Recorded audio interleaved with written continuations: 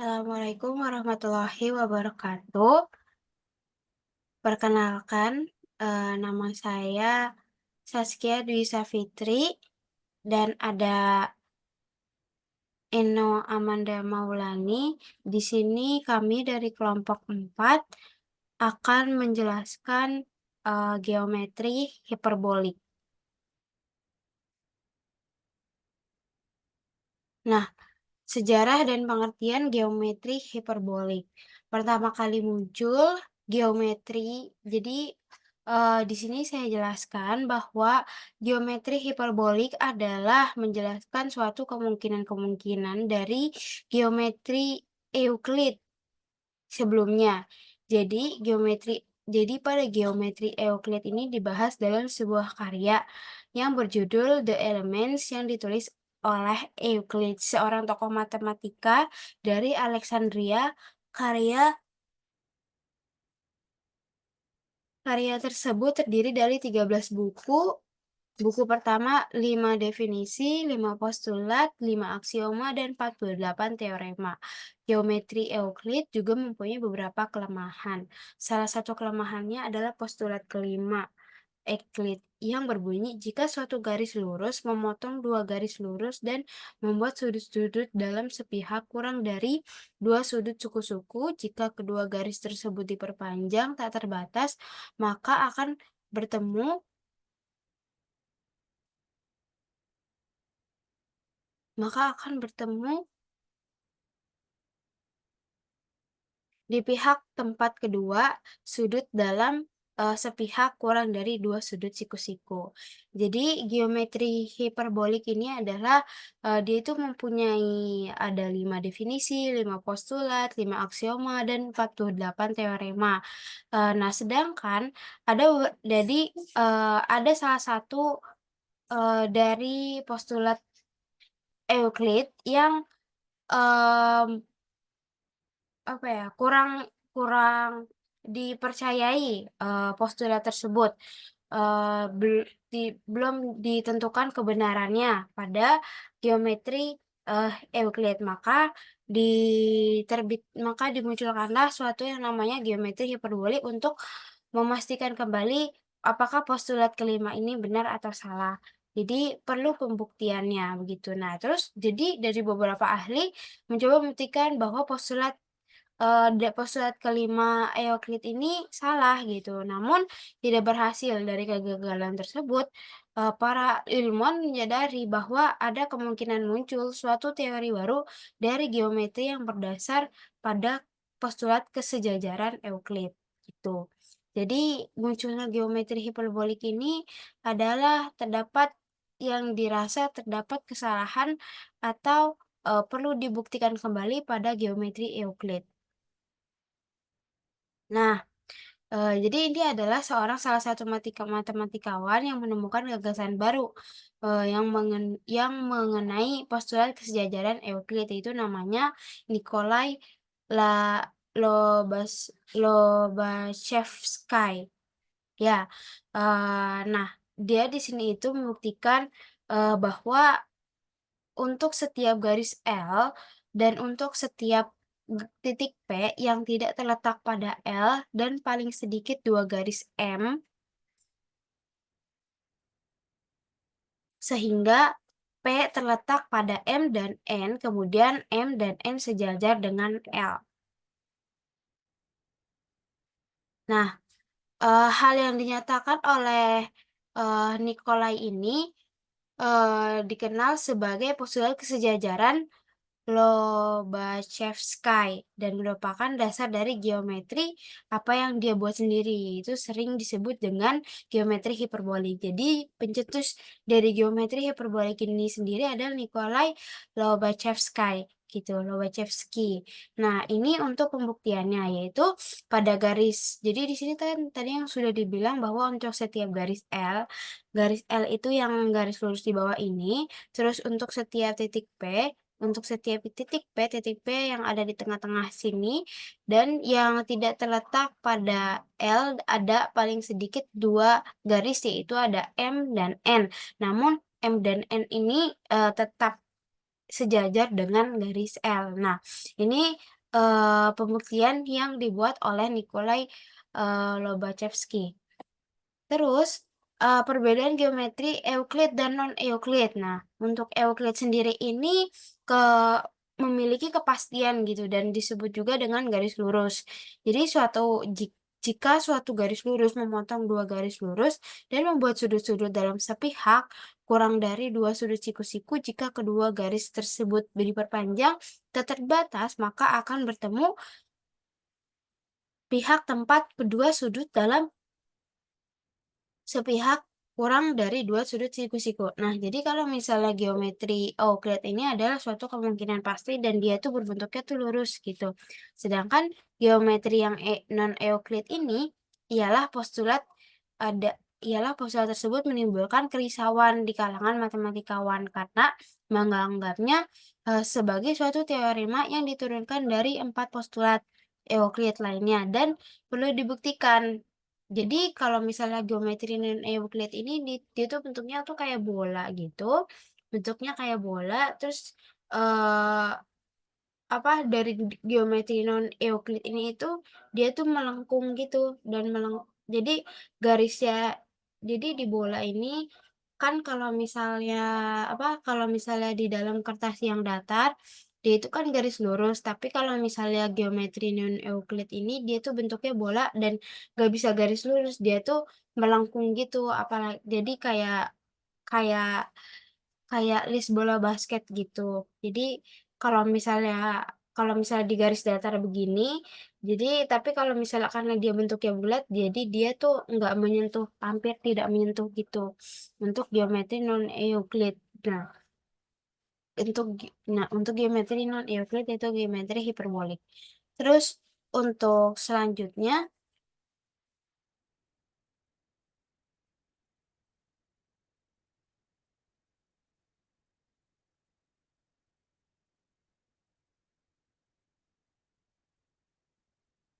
ada penyajian objek dan konsep geometri hiperbolik.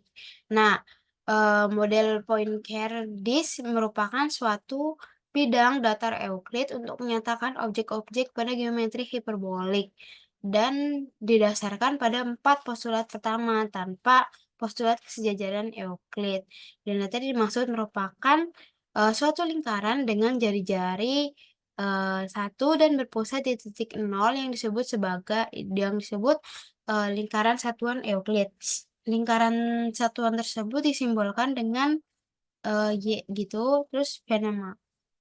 Selanjutnya akan dibahas tentang, titik, garis, jarak, sudut, dan kesejajaran hiperbolik menggunakan model Poincare-Disk. Jadi ini, untuk pembahasan ini tentang kesejajaran hiperbolik menggunakan model Poincare-Disk yang diantaranya ada titik, garis, jarak, dan sudut.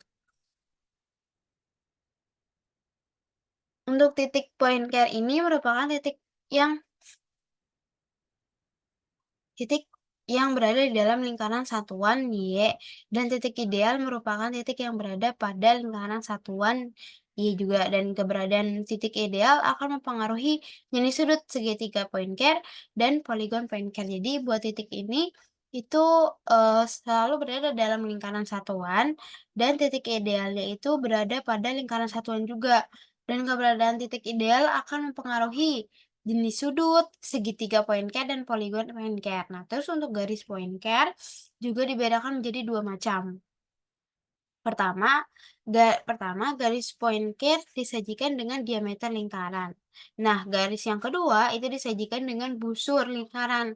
Misalnya alfa atau A yang ortogonal dengan lingkaran satuan. Selain garis, pada model ini juga terdapat sinar garis dan ruas garis gitu. Jadi perlu diperhatikan bahwa yang mana yang namanya sinar garis dan ruas garis. Terus jarak point care ini merupakan jarak antara dua titik point care. Jarak tersebut ditentukan menggunakan cross ratio, yaitu dengan rumus D dengan titik D, A, B sama dengan len AB, PQ. Dengan AB merupakan jarak dari point care. Jadi, jarak dari point care itu, simbolnya itu dengan D, titik D, A, B, dan AB, PQ yang merupakan cross rasionya. Terus setelah ini ada, sudut Poincare, yaitu yang terbentuk dari 2 sinar, yang terbentuk dari, 2 sinar garis Poincare dengan titik ujung yang sama. Sudut Poincare jika titik ujung sinar garis berada dalam lingkaran satuan sehingga mempunyai ukuran berhingga. Titik Poincare ditunjukkan oleh titik BDF. Jadi sekarang kita perhatikan gambar yang ada di samping ini, itu titik pointer ditunjukkan oleh titik BDF. BDF itu B, B, D, F, dan G. BDF dan G. Titik ideal ditunjukkan oleh oleh E, oleh A, E, I, C, G.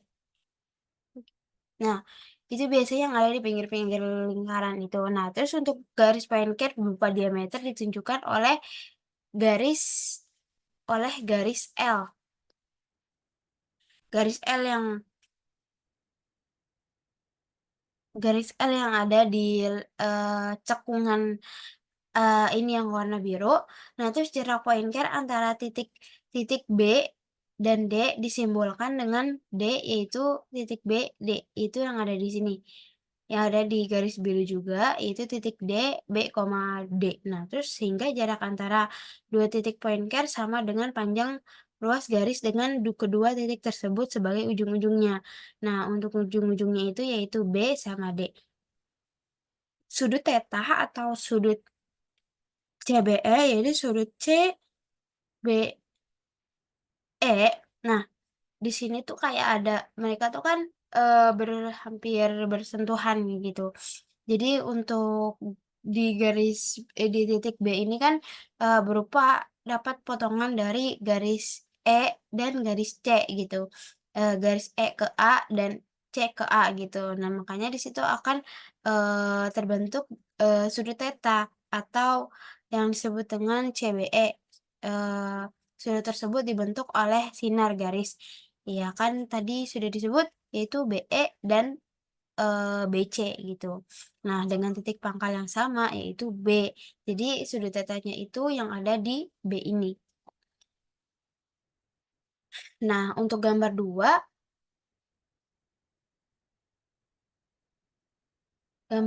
menunjukkan, eee, gambar 2 ini menunjukkan jenis-jenis garis sejajar point care gitu. Garis-garis sejajar asimtotik ditunjukkan oleh garis-garis ultraparalel, ditunjukkan oleh garis, 4 ditunjukkan oleh garis M3 dan M4. M3 ini yang, hijau dan M4 ini yang hijau. Nah, itu merupakan, garis asimtotik. Nah, terus dan garis ultraparalel ditunjukkan oleh garis M1 dan L. M1 itu yang biru dan L itu adalah garis yang lurus itu. Nah, itu disebut dengan garis-garis ultraparalel. Terus garis-garis M2 dan M3 sejajar dengan garis L. Garis-garis tersebut disebut dengan garis-garis multiparalel. Jadi di sini ada 3, yaitu ada asimtotik, ada garis-garis garis-garis asimtotik yang warna hijau, M3 dan M4, dan terus garis-garis ultraparalel ditunjukkan pada garis paralel itu M1 dengan L, yang warna biru dan garis lurus, dan garis-garis M2 dan M3 yang disebut dengan garis-garis, multiparalel, tuh. Nah, terus untuk selanjutnya adalah segitiga Poincare.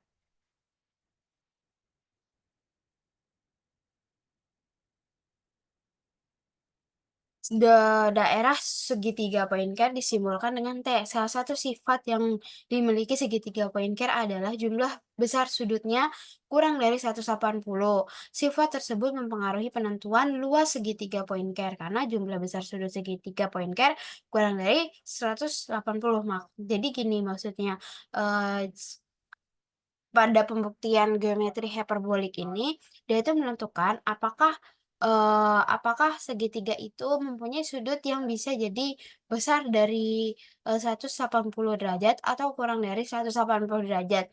Namun dibuktikan bahwa segitiga pada poin care ini dan di dalam geometri hiperbolik tidak lebih dari 180 derajat, tapi bisa jadi kurang dari 180 derajat. Nah, Devak pada pembahasan ini merupakan bilangan nyata, tak negatif dan bukan merupakan banyaknya derajat. Oleh karena itu, defek segitiga Poincare dapat digunakan untuk menentukan luas dari segitiga tersebut. Jadi, karena sudutnya yang berbeda, dengan segitiga pada umumnya, pada segitiga Poincare ini akan mempengaruhi luasnya. Untuk akan mempengaruhi luasnya dan rumus dari luas itu sendiri jadinya itu L, segitiga ABC dengan KI gamma ya, segitiga ABC. Nah, terus untuk selanjutnya jadi segitiga Poincare ini terbagi menjadi 4. Segitiga Poincare biasa yang di mana kalau segitiga itu kan mempunyai 3 sudut ya, 3 sudut. Nah, jika, ketiga sudut ini tidak menyentuh pada lingkaran titik-titik yang berada di gambar, dia disebut dengan segitiga Poincare biasa.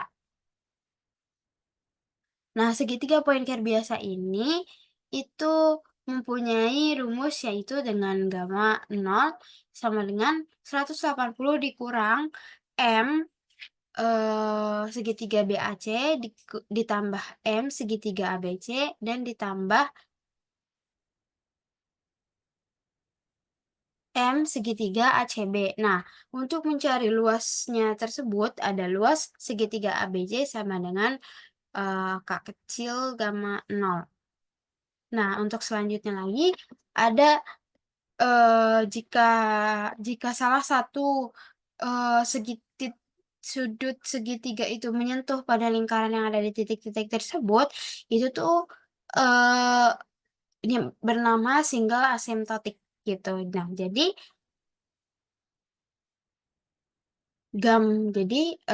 mempunyai, rumus yaitu gamma 180 dikurang M, eee, sudut BAC plus ditambah M sudut ABC gitu. Sekarang kita perhatikan bahwa sudut BAC itu yang mana? Sudut BAC itu yang ini, yang garisnya tidak yang titiknya itu tidak tersentuh oleh, lingkaran ditambah dengan, titik sudut yang tidak tersentuh oleh, garis lingkaran itu sendiri gitu.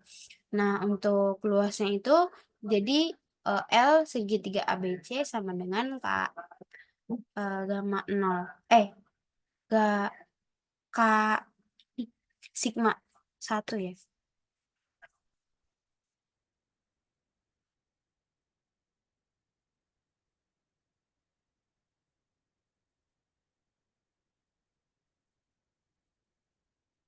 Nah, untuk segitiga Poincare, double asymptotic itu, jadi dari segitiga itu kan, mempunyai 3 sudut yang udah tadi bilang, kalau kan tadi yang di sebelumnya itu ada single asymptotic berarti salah satu sudutnya itu Salah satu sudutnya itu tuh, dia tersentuh sama lingkaran titik-titik yang ada di garis titik-titik lingkaran. Nah, itu kan namanya karena menyentuhnya cuma satu, itu berarti namanya single. Nah, kalau misalnya 2 berarti dia namanya double, double asymptotic. Nah, di sini kita bisa lihat bahwa, mmm, rumusnya juga ternyata hampir sama dengan yang, single yaitu, eee sigma 1 sama dengan sigma 1 sama dengan 180 dikurang dengan M sudut BAC ditambah M sudut ABC. Nah, terus untuk luasnya juga kurang lebih hampir sama kayak rumus single asimptotik, yaitu L, segitiga ABC sama dengan K, sigma 1 gitu. Nah, treble. Nah, segitiga, point care, treble, asimptotik. Nah, tadi kan sebelumnya ada single itu yang menyentuhnya 1, terus yang menyentuhnya 2 itu namanya double. Nah, sekarang yang menyentuhnya 3 titik sudut itu namanya treble asimptotik. Nah, treble asimptotik ini mempunyai rumus yaitu dengan sigma 3 sama dengan 180. Nah, terus untuk mencari luas dari segitiga asimptotik ini, yang mana ketiga sudutnya menyentuh, yaitu ada L sama dengan segitiga ABC sama dengan K, sigma 1, tuh. Nah, poligon point care. Poligon point care ini, terbagi menjadi 3 ya, ada poligon point care biasa, yang mana banyak sisi poligon disimbolkan dengan N dan banyak titik ideal disimbolkan dengan J, sehingga poligon point care biasa memuat N sisi dan J sama dengan 0 titik ideal. Nah, sekarang kita perhatikan bahwa di sini kan ada 5 sudut. Jadi 5 sudut ini disebut dengan point care biasa karena dia tidak menyentuh pinggiran dari garis putus lingkaran tersebut. Nah, dia mempunyai titik ideal yaitu 0. Terus untuk point care yang idealnya, dia itu dari kelima titik sudut itu yang menyentuh itu ada 2. Nah, point care dengan banyak titik ideal kurang dari banyak sisi poligon, atau itu J kurang dari N dan banyak titik ideal sama dengan banyak sisi, atau J sama dengan N gitu. Jadi untuk rumus dari point care ideal sendiri ini J kurang dari N. Terus untuk selanjutnya lagi ada point care ideal yang kedua, yaitu ada poligon point care ideal J sama dengan N, yaitu dari kelima titik sudut itu semuanya bersentuhan dengan, garis titik-titik lingkarannya. Jadi mempunyai rumus yaitu J, sama dengan N. Nah, setelah ini akan ada teorema dan lemma dalam, geometri hiperbolik yang akan dijelaskan oleh Eno Amanda. Eno Amanda, dipersilahkan. Oke, makasih Cia. Di sini ada teorema dan lemma dalam geometri hiperbolik. Di sini ada lemma 1 yang bunyinya jumlah besar dua sudut dalam segitiga kurang dari atau sama dengan besar sudut luar yang tidak bersisian dengan sudut tertentu. Jadi sudut yang A ini kurang dari atau sama dengan dari sudut C yang di luar yang 2 itu. Pembuktiannya, perhatikan pada segitiga ABC. Akan dibuktikan sudut A, sudut B kurang dari sudut C. Nah, sudut A tambah sudut B kurang dari sudut C, yaitu kurang dari 180 derajat, yaitu persamaan 1. Terus sudut C suplemen sudut C sehingga sudut C ditambah sudut C sama dengan 180 derajat. Nah, sudut C sama dengan 180 derajat dikurang sudut C. Dari persamaan 1 dan persamaan 2 diperoleh sudut A ditambah sudut B ditambah 180 derajat dikurang sudut C kurang dari 180 derajat. Nah, di sini terbukti bahwa sudut A ditambah sudut B itu kurang dari sudut C.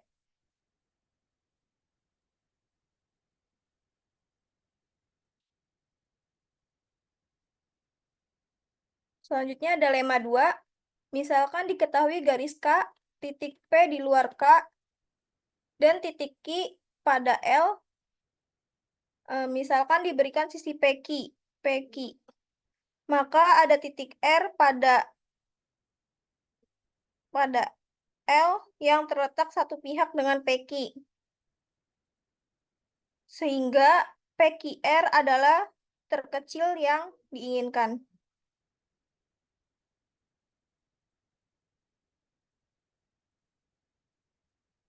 Di sini terdapat teorema 1, yaitu yang berbunyi untuk setiap garis L dan setiap titik P yang tidak melalui L melewati P paling sedikit 2 garis sejajar yang melalui P. Selain itu, ada banyak persamaan yang tak terhingga L melalui P. Nah, di sini buktinya yaitu garis tegak lurus PQ ke T dan buatlah garis M melalui P tegak lurus ke PQ. Nah, seperti pada gambar di samping. Nah, titik R ada titik lain di T. Titik R ada di titik lain selain T. Tegak lurus T melalui T dan R. Turun tegak lurus PS ke T. Nah, sekarang PS sejajar dengan T karena keduanya tegak lurus terhadap T.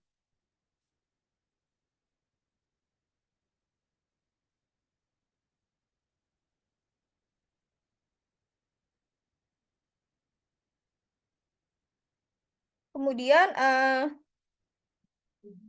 bahwa garis M dan PS ini merupakan garis yang sama. Jadi S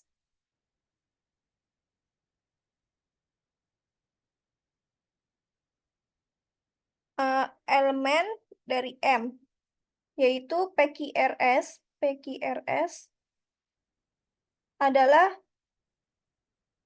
persegi panjang yang bertentangan dengan lemma. Oleh karena itu, dua persamaan yang berbeda, T melalui P, dengan memvariasikan R, kita mendapatkan banyak persamaan yang tak terhingga.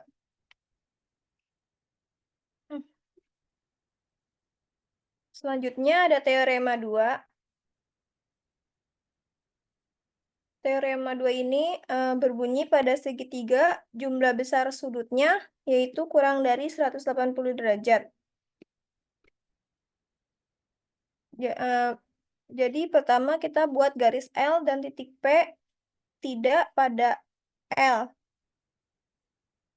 Nah, di gambar garis M melalui P sejajar L dengan cara biasa. PQ tegak lurus terhadap L pada Q dan M tegak lurus terhadap PQ pada P. Menurut postulat kesejajaran hiperbolik, ada garis lain M melewati P sejajar L. Misalkan garis tersebut adalah N, sehingga sudut yang dibentuk oleh garis N dan PQ besarnya harus kurang dari 90 derajat. Y titik pada garis M dan X titik pada garis N terdapat A kurang dari XPY, maka ZXPQ sama dengan 90 kurang A.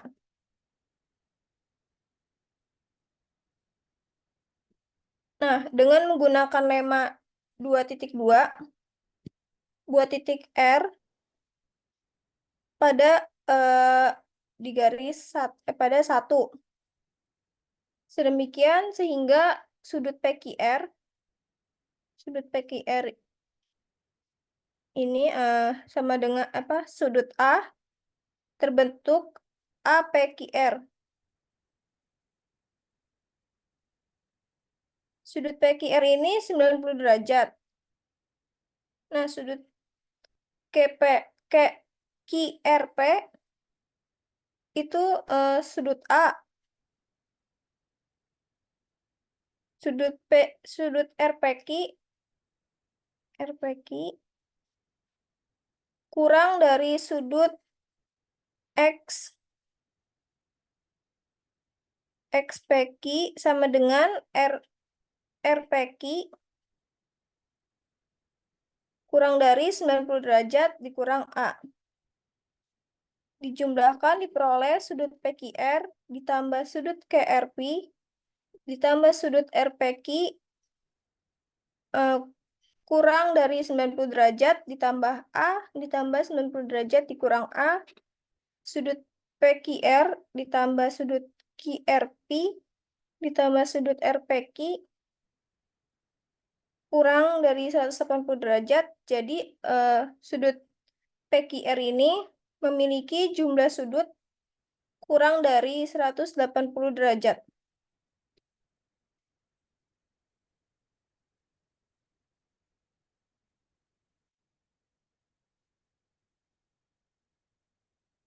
Teorema 2.2. Jumlah besar sudut dari segi 4 kurang dari 360 derajat. Jadi di sini terdapat segi 4 ABC, ABCD, terus dibuat garis yang menghubungkan antara titik B dan D, maka terbentuk dua segitiga, yaitu segitiga pertama dan segitiga kedua. Berdasarkan teorema 2, bahwa jumlah besar sudut dan segitiga kurang dari 180 derajat. Nah, maka segi 4 tersebut jumlah sudutnya yaitu kurang dari 360 derajat. Jadi sudut segi 4 ABCD ini mempunyai jumlah sudut yaitu 360 derajat.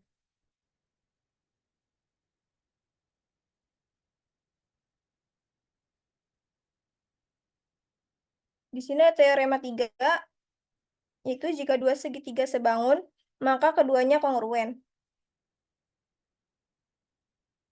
Ada segitiga dan sebangun mempunyai sudut yang sama, tetapi tidak kongruen.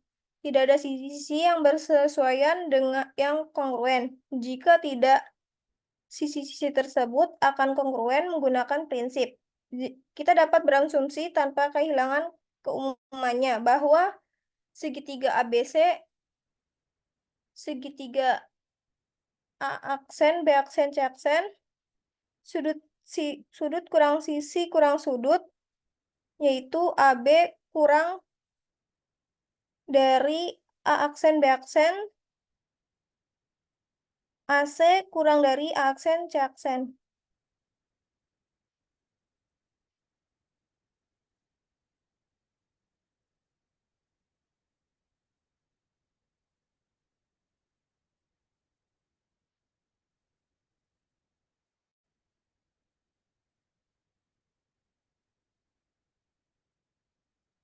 Nah, kemudian menurut definisi, suatu titik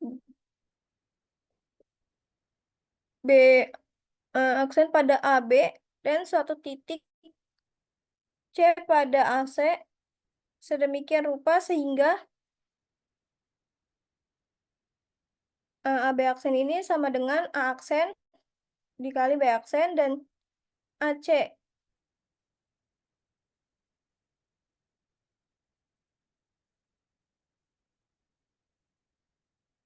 Dan AC aksen sama dengan A aksen ditambah C aksen. Maka karena sudut-sudutnya sama, oleh karena itu sudut dikurang sisi dikurang sudut segitiga.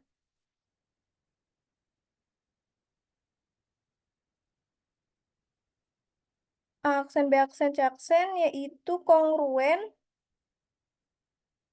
segitiga A, AB.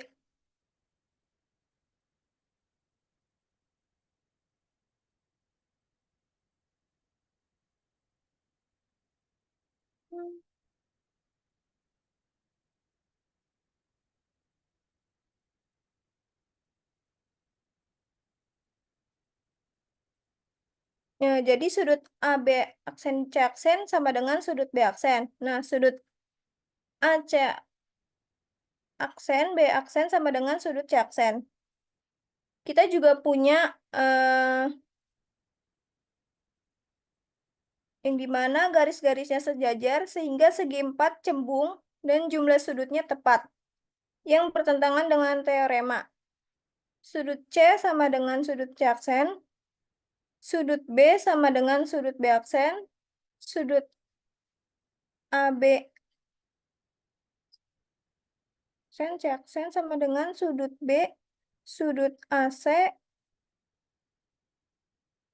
aksen, B aksen sama dengan sudut C, BC, B aksen, C aksen, B aksen, C aksen 360 derajat. Nah, jadi pada pada oleh karena itu segitiga-segitiga yang sebangun adalah kongruen.